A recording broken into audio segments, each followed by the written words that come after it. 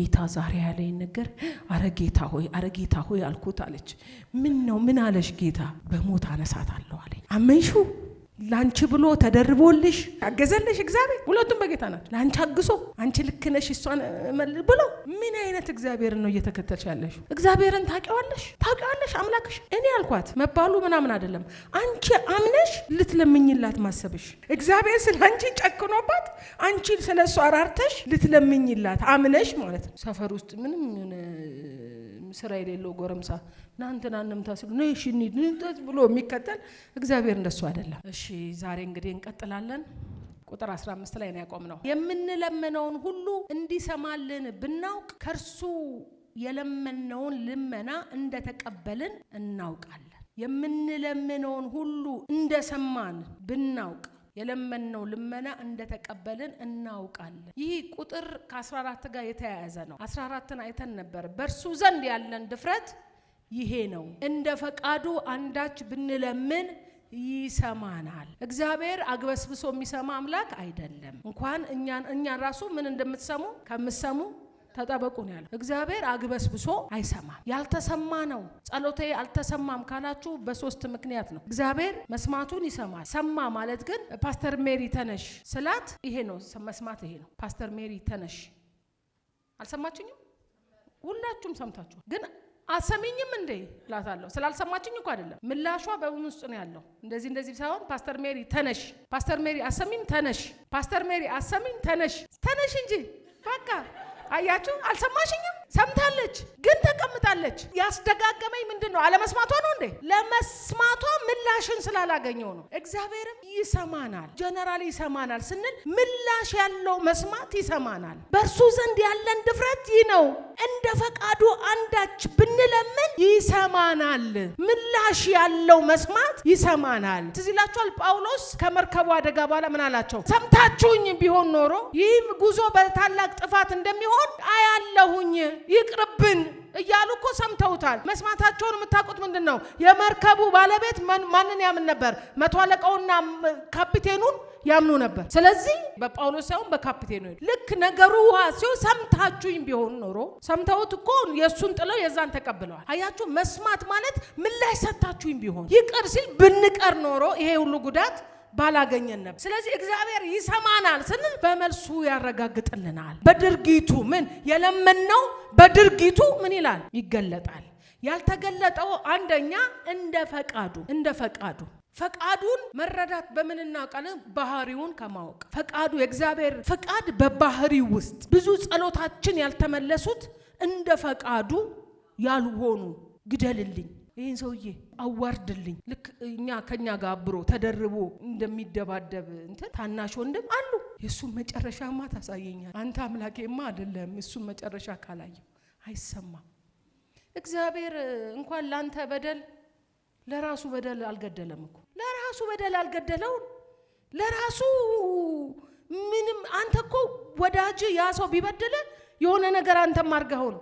ምንም እየወደደን መልኩን ሰጥቶ ካፈር አበጅቶ እሱ ጋር ያለውን ፕሪሺየስ ውድ ነገር እፍ ብሎ ሰጥቶ ሕያው ነፍስ እንዲኖረን አድርጎ አራምዶን ሁሉን ፈቅዶ አንድ ያልተፈቀደ ላይ ትኩረት አድርገው አምፀው እኔማ ሁለት እያሉ ጸጥ ማድረግ እኮ ይችላል። ሁለት እያሉ ነገሩን መጨረስ ይችላል። እንደገና ሌላ የማይሳሳት መስራት እኮ ይችላል። እግዚአብሔር ለራሱ በደል ያላረገው።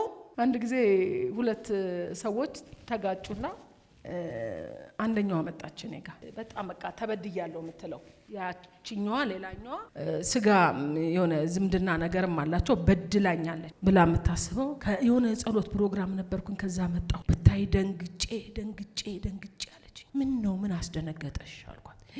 ወይኔ ጌታ ዛሬ ያለኝ ነገር አረ ጌታ ሆይ አልኩት አለች። ምን አለሽ ጌታ?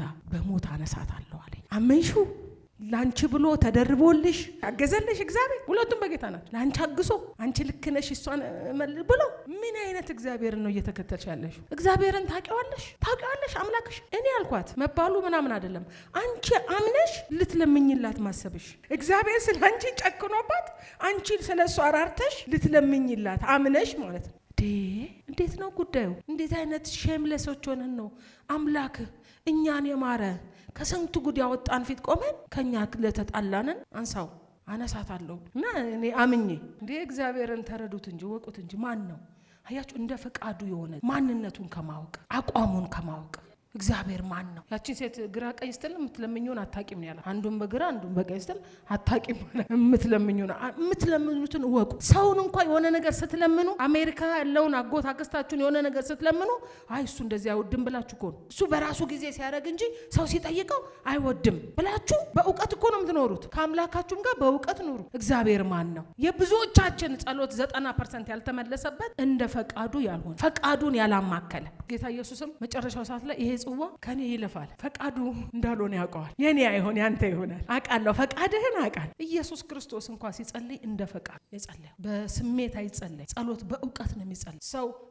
የሆኑ ሰዎች ጋር እንኳን የምናወራውን እንመርጣለን። እግዚአብሔር አባት ነው። አባት ፊት የሚወራውን ምረጡ። ልጅ ነው አንተን ያቃጠለ እንጂ ለእግዚአብሔር ልጅ ነው። የሥጋ አባታችሁን ሄዳችሁ ይሄ ታላቅ ወንድሜ እንትን እያለኝ ነው ግደልልኝ ትሉታላችሁ። ነውር እኮ አባት ነው።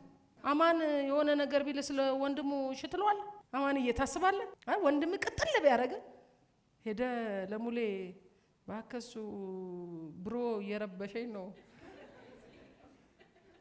ለማውራት ትደፍራለ። ራሱ ሐሳቡ ሲመጣለ አይደለም ለመገዳደል እርስ በርሳችሁ ከእንግዲህ ብልቶች ነን። ወንድም ማለት ብልትህ ነው። አካል ላይ ያለ ብልት። ይሄ ግራጄ በቀኝ እጄ ላይ አያምጽ። ግራጄ የቀኝ እጄ ደጋፊው ረዳቱ ነው። የሆነ ነገር ሲያነሳ ይሄኛው እንደዚህ ይዞ ሲደግመው በዚህ ይዛል። አጋዡ ነው። ወንድም ጠላት አይደለም። ጸሎታን ምን እንደ ፈቃዱ በጸሎት ሰዓት የሚደረግ መልስ አለ። አንደኛው የስ ጓሄድ ይላል እግዚአብሔር። አንድ የጸሎት መልስ ነው። የስ ምንድነው? መልስ ነው። ኦኬ መልስ ነው። ጓሄድ መልስ ነው። ሁለተኛው ደግሞ ኳይት ነው። ጸጥ ነው የሚለው ዝም ነው የሚለው እሱም መልስ ነው። አልደረስክም ቆይ ነው። ገናነ ቆይ ነው። አልበሰልክም ቆይ ነው። በ16 ዓመቱ በ15 ዓመቱ ልጃችሁ ላግባ ቢል እንዴ አርፈ ቁጭ በል። 1000 ብር ቢኖራችሁ 1000 ቢሊዮነር ምናምን ብትሆኑ ቆይ ነው። ገና ለምን እድሜ ያልደረሰ እግዚአብሔርም ልክ እንደዛ ገና ናችሁ የሚለን ልክ እንደ መድኃኒት ልጆች በማይደርስበት ቦታ ይቀመጡ እንደሚባል እንደዚህ ብዙ በረከቶች ለዛ ነው የራቁባችሁ። ባይዘው በረከት ራሱ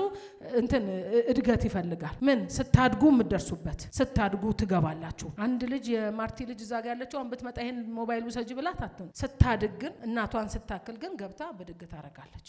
የእድገት ነው። አንዳንድ ጸሎቶቹ እስከምትበስሉ ኳይት ዝም ነው የሚላችሁ። ዝምታው መልስ ነው። አንዳንዱ ደግሞ ኖ ይላል። ኖ የሚለው ወይ የተሻላለ አንተ ያየኸው ጥቂቱን ነው ያሰብኩል ብዙ ነው ብሎ ኖ ይላል። ሁለተኛ ደግሞ ይሄ ለጥቅም ለበረከት ለቀጣይ ነገር አይሆንህም፣ ጥቅም አልቦ ነው፣ አንተ ብትጓጓም አንተ ብትፈልገው ኖ ይላል። እግዚአብሔር በሶስቱም ይመልሳል። እኛ መልስ ብለን የምንቀበለው የሱም ብቻ ስለሆነ እንጂ እግዚአብሔር ሰምቶናል፣ መልሶልናል። አሁን የመልሱ አይነቶች ነው እንደመለሰልን ያልመሰለን እንደፈለግነው ወይ ደግሞ እኛ እንደምንጠብቀው ስለሆነ ጊዜ አለ፣ በጊዜው የሚሰጥህ አለ፣ የማይፈቅደው አለ፣ ወዲያው ደግሞ የሚመጣ መልስ አለ። ሶስቱም ግን ምንድናቸው? መልስ ናቸው። እንደ ፈቃድ የሆነ ጸሎት ሰማይ እንደገባ መልስ አግኝቷል። ምንድነው መልሱ? የስ ነው ወይት ነው ወይ ደግሞ ኖ ነው። አሁን መልሳችንን እንደተቀበላችሁ ቁጠሩ ሲል እጃችን የሚገባው ምን ቆጥሮኛ? የሱም እጅ ላይ ይገባል፣ ወይቱም እጃችን ላይ ገብቷል፣ ኖውም እጃችን ላይ ገብቷል። የሁሉም የእግዚአብሔር መልስ ነው። በእርሱ ዘንድ ያለን ድፍረት ይህ ነው፣ እንደ ፈቃዱ አንዳች ብንለምን ይሰማናል። ስለዚህ ጸሎቶቻችን በእግዚአብሔር ፍቃድ ላይ የተመረኮዙ መሆን አለባቸው። የእግዚአብሔር ፍቃድ እንዴት ነው? የእግዚአብሔርን ባህሪ ጠንቅቆ ከመረዳት እግዚአብሔር ምን አክሴፕት ያደርጋል፣ ምን ይቀበላል፣ ምን ፍቃዱ ነው። በዚህ ውስጥ ፍቃዱ አለበት ወይ እንጂ የስሜታችሁን የለፈለፋችሁትን በሙሉ አግበስብሶ ይሰጣችኋል ማለት አይደለም። የገደልልኛን አምና ነው እንግዲህ ተዋት፣ እኔ በቃ ትችዋለሁ፣ ተዋት፣ አንተም ተዋት ማለት የሆነ እንዴት ነው ሰፈር ውስጥ ምንም ስራ የሌለው ጎረምሳ ናንተናንም ታስሉ ነሽኒ ንንጠት ብሎ የሚከተል እግዚአብሔር እንደሱ አይደለም። በፊቱ የምትጸልዩትን ልታውቁ ይገባችኋል። ስለዚህ ቁጥር 15 ምን ይላል? የምንለምነው ሁሉ እንዲሰማልን ብናውቅ። አሁን የቀጣይ ኑሯችን የተደገፈው ማወቃችን ላይ ነው። ምን እንዲሰማን ሊሰማ እንደሚችል ብታውቁ አይደለም፣ እንደሰማችሁ ብታውቁ። እንደሰማችሁ ተስፋ ብታደርጉ አላለም፣ ብትገምቱ ይሰማኝ ይመስለኛል ፓስተር ትሚቱ አስጭኝ በቃ እና እያልኩኝ ወደ እናንተ ነው መቀጠለው። ምን እንደምሰማኝ እርግጠኛ ነኝ። ሰምታኛለች፣ ይኸው ይዛለኝ መታለች። ያልደገምኩት ለምንድን ነው? እንደሰማችኝ ስለሰማች ሳይሆን እንደሰማችኝ እርግጠኛ ስለሆንኩ ይሄን የፈለኩትን ውሃ እንደምታመጣልኝ እርግጠኛ ስለሆንኩ ምን ዞሬ አልተነሳሽም እኮ ቆይ አልላትም። እርግጠኛ ሰውን ምን እቀጥላለሁ? ቀጥ ብዬ ስብከቴን ቀጠልኩ።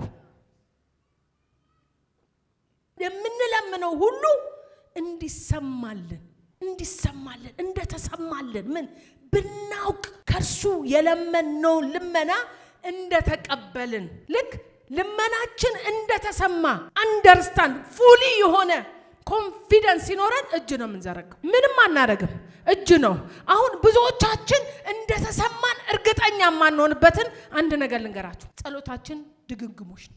ከደገምክለት አልሰማኝም እያልክ ነው። የትላንቱናውን ከጸለይክ በቃ መጠበቅ ነው ያለብህ። ዛሬም ከነገም እንደ አዲስ ነው እዛ ጋር ሪፖርት የምታቀርበው። በቃ እኔ እጸልያለሁ አይደለ? ሰጥቻለሁ። ፓስተር ትሚት ይሄን ሞባይል ያዥልኝ ያዘችልኝ። በቃ ሰጥቻታለሁ። እንዳሰብሪው ይዘሽዋል፣ ስልኩን በደንብ ይዘሽዋል፣ እንትኑን ይዘሽዋል አይደለ? ከቨሩን አይተሽዋል። ያታከታታል። እንኪ ማሚ ባክሽ መልሹ ነው የምትለኝ። ትንቢት ሞባይል ላይ ያላትን ጥንቃቄ ካወቅኩ ለፓስተር ሜሪ አልሰጣትም። ልክ እግዚአብሔርን ስታውቁት የከበዳችሁ ምን ትሉታላችሁ? ትሰጡታላችሁ። የምንለምነውን ሁሉ እንደሰማን ብናውቅ ካወቃችሁ፣ እንደሰማችኝ ካወቅኩ ደጋግሜ መጥራቴን ምን እላለሁ?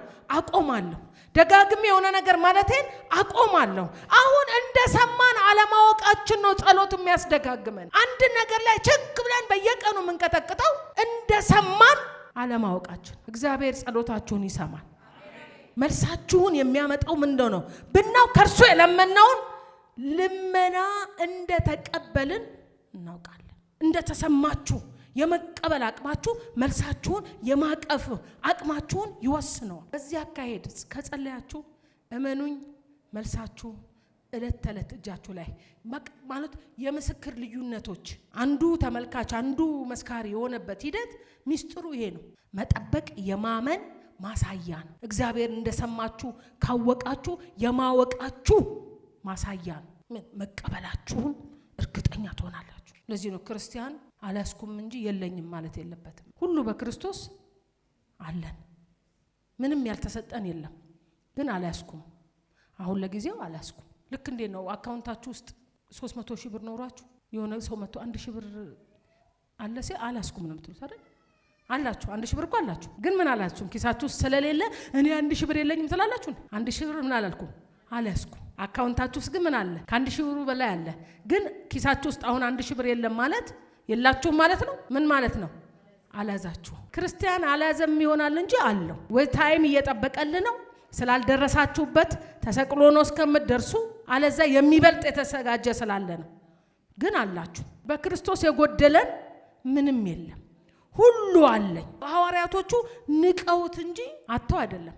ስለ ክርስቶስ እንደ ጉድፍ ቆጥረውት እንጂ ድሃ ሆነው አጥተው ተራቁተው አይደለም። ጥለውት ነው ኖሯቸው፣ ጥለውት ነው። ስለ ክርስቶስ ይጣላል፣ ክርስቶስ ሙሉ ያደርጋል። ስለዚህ ቁጥር 16 ማንም ወንድሙ ሞት የማይገባውን ኃጢአት ሲያደርግ ቢያየው ይለምን። ለራስ ብቻ እንዳይመስል መሰማት እርግጠኛ የምትሆነው ልመናችሁ ውስጥ ጸሎታችሁ ውስጥ ወንድማችሁ ሊኖር ግድ ነው። በየዕለቱ መንበርከካችሁ ውስጥ ወንድም እህቶቻችሁ ሊኖሩ ግድ ነው። የምትቀበሉት ልመና የምትሰሙት እርግጠኝነት ውስጥ ወንድሞቻችሁ አሉበት። ጸሎት ግላዊ ብቻ አይደለም። እኔ ተብሎ የሚጨረስ ጸሎት አይደለም። ወንድምህ ይገባል።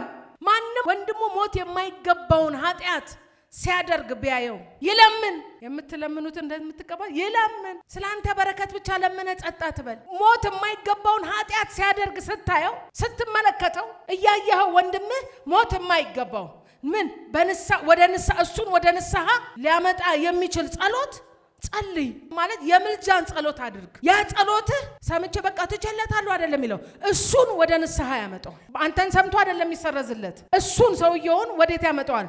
ወደ ንስሐ። እግዚአብሔርን ይቅር በለኝ ምህረትን ወደ መለመን ምን ያደርገዋል?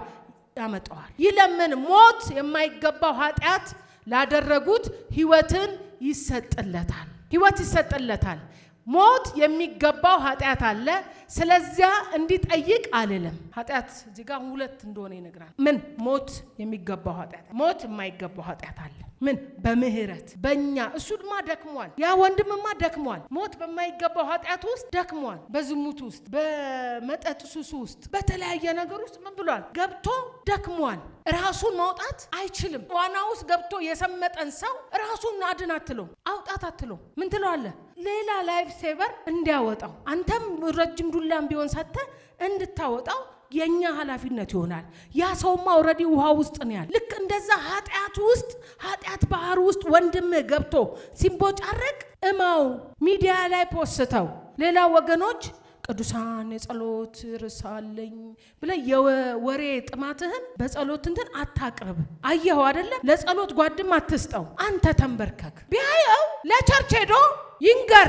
ለሆኑ ሰዎች ለጸሎት ጓድ ይንገር። አይደለም አንተ ጸልይለት። መጀመሪያ አንተ አይደለ ያየኸው? አንተ ጸልይለት። ኃጢአቱ ያለበት ኃጢአት ሞት የማይገባው ከሆነ የሥጋ የድካም ኃጢአት ከሆነ just pray for him። ጸልይለት ለሱ። ስለዚህ ባረገው ነገር አትክሰሰው፣ አታውራለት፣ አታንሳለት። ስለዚህ ማንም ወንድሙ ሞት የማይገባው ኃጢአት ሲያደርግ ቢያየው ይለምን፣ ጸጋን ይለምንለት፣ አቅምን ይለምንለት፣ ብርታትን ይለምንለት። ዮሐንስ እንደሱ ነው የሚለን ያለው። ለወንድም ለእህቶቻችሁ ደክመው ሞት የማይገባው ኃጢአት ውስጥ ካገኛችሁ መልስ አለው። መልስ ለሌለው አጸልዩ ነው ያለው። መንፈስ ቅዱስን የተሳደበ ይሄ ለንስሐ አይበቃ። ማንም ኢየሱስን ከካደ በኋላ እነሱን ለንስሐ ማደስ የማይቻል ነው። ይሰቅሉታልና ደጋግሞ ኢየሱስን አይቻልም። የማይቻለው ላይ ጊዜህን፣ አቅምህን፣ ጉልበትን የማይሰማ ጸሎት ቅድም ያልኳችሁ ማለት ነው። የማይሰማ እንደ ፍቃዱ ያልሆነ ጸሎት መልስ የሌለው ጸሎት ነው። መልስ በሌለው ጸሎት ላይ ጊዜያችሁን አታባክኑ፣ ጊዜያችሁን አትፍጁ። ሞት የማይገባው ኃጢአት ላደረጉት ህይወትን ይሰጥለታል። ስለኛ ምን ይላል? ስለልመናችን ህይወት ምን ይለዋል? ይሰጥለት። ያ ህይወት ምንድነው? እሱን ወደ ንስሐ የሚያመጣ ወደ ይቅርታ የሚያመጣ እንደገና የሚመልስ በኃጢአታችሁ እየወቀሰ አይደለም የሚወቅስ ለመንፈስ ቅዱስ ወቀሳ ምን ጆሮውን ህሊናውን ንቁ ያደርግለታል። የናንተ መንበርከክ ከዛ ወደ ንስሐ ይመለሳል። ይቅርታ ይጠይቃል፣ ምህረትን ያረጋል፣ ይታደሳል። ከዛ አብረን በረራውን እንቀጥላለን። ሞት የሚገባው ኃጢአት አለ። ስለዚህ እንዲጠይቅ እንድትለምኑ አልልም። 17 ምን ይላል? አመጻ ሁሉ ኃጢአት ነው።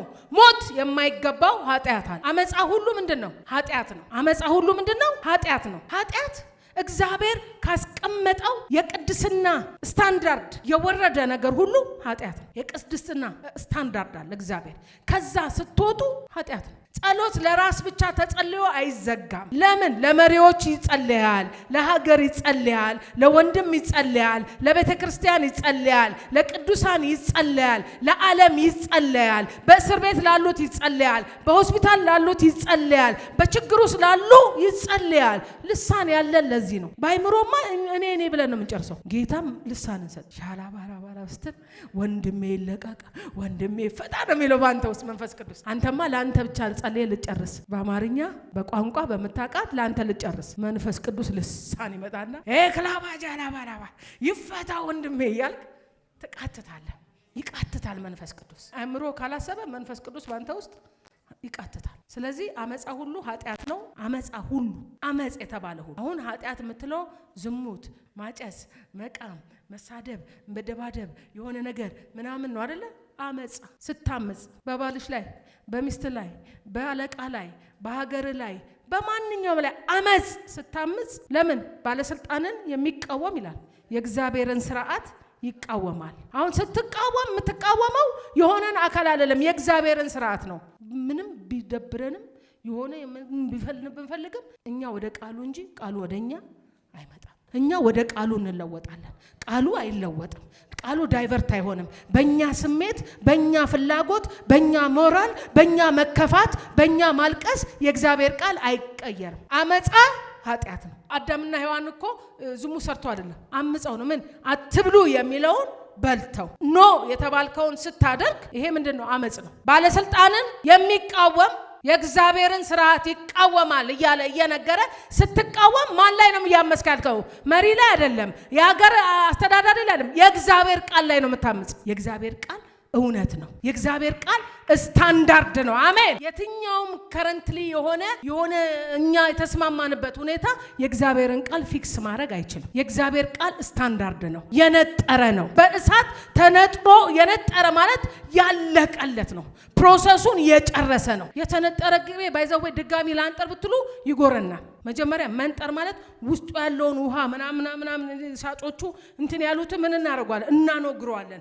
አንጉረን ከዛ አውጥተን ስለዚህ ቅመሙን ምኑ ገብቶ እሳቱ አንተክትኮት በልቶት ያለውን ነገር ካወጣ በኋላ ኦሬዲ ምንድነው? ቅቤ ነው። ያንን መልሳችሁ እሳት ላይ በታንተከትኩት ይቃጠላል፣ ጎረናል፣ አይሆን። የእግዚአብሔርን ቃል እኛ ፊክስ ማድረግ አንችልም። የእግዚአብሔር ቃል ምን ያለ ነው? የነጠረ ነው። ባለስልጣንን የሚቃወም የእግዚአብሔርን ስርዓት ይቃወማል የሚለው ቃል የታመነና እውነተኛ ነው። አንቀጥልለት ያለ ነው። ስለዚህ አመጻ ሁሉ ኃጢአት ነው። ስላላጨስክ፣ ስላልዘሞትክ፣ ስላልሰረክ ምናምን እዚህ ጋር ደግሞ እያመስክ ከሆነ ባልሽ ላይ እያመስሽ ከሆነ ባልሽ ለሚልሽ ነገር ሰሚት ማታሪ ከሆነ ሚስት ለምትል ነገር የማትወድ ከሆነ ሚስት ላይ አይደለም እግዚአብሔር ላይ ነው የምታመጻው። ለባልሽ የማትገዢ ከሆነ ባልሽ ላይ አይደለም እግዚአብሔር ላይ ነው። ምክንያቱም ያንን ሕግ ያወጣ ባለቤቱን ካልናቁ አጥሩን አይነቀንቁ ነው አይደል? አበሻ ሲተረት እግዚአብሔርን ጋር ካልተገናኘ የሱን ትእዛዝ ሚስት አለለማ ባል ሚስቱን ይዶድ ብላ ያወጣችሁ ሚስት አይደለች አሉ ነው። ልክ እንደዛ የእግዚአብሔርን ቃል አትቃወሙ። አመጻ ነው። ኃጢአት ማጨስ መቃም የሆነ ነገር ሳይሆን አመጻ፣ ለእግዚአብሔር ቃል ሰሚት አለመሆን ምንድነው? አመጻ ነው። ስለዚህ ሞት የማይገባው ኃጢአት አለ። ሞት የማይገባው ኃጢአት ውስጥ እየገባ ነው፣ እያመስክ ነው። ስለዚህ ሊጸለይለት ይገባል። አሁን ስታዩ መንግስትን ሲሳደብ ምናምን የምታዩ ወንድሞችን ጸልዩላችሁ። አመጻ ስለሆነ እኛ በቃ ክርስቲያኖች ከሆነን እንደ ክርስቲያን ነው የምንሆነው። መመሪያችን ይሄ ቃሉና ቃሉ ብቻ ነው። የብዙዎች መስማማት የኛን አቋም ሊቀይረው አይገባም። ብዙዎች ዋይ ስላሉለት አንልም። እኛ በህዝብ መካከል ያለን ህዝቦች ነን፣ የተለየነን። መመሪያ ያለን በአቋም ትጸናለህ። ምን ቃሉ ይበል እንጂ አንተ ብቻን ወደዚህ እየሄድክ ህዝቡ ሁሉ ወደዛ እየሄደ ቃሉ ወደዚህ ካለ አንተ ብቻን ትደርሳለህ። እኔ የቃሉ ወገን ነኝ፣ የስሜቴ ወገን አይደለም። ብዙዎች ያጨበጭቡልን ወገን አይደለንም። አመጻ ኃጢአት ነው።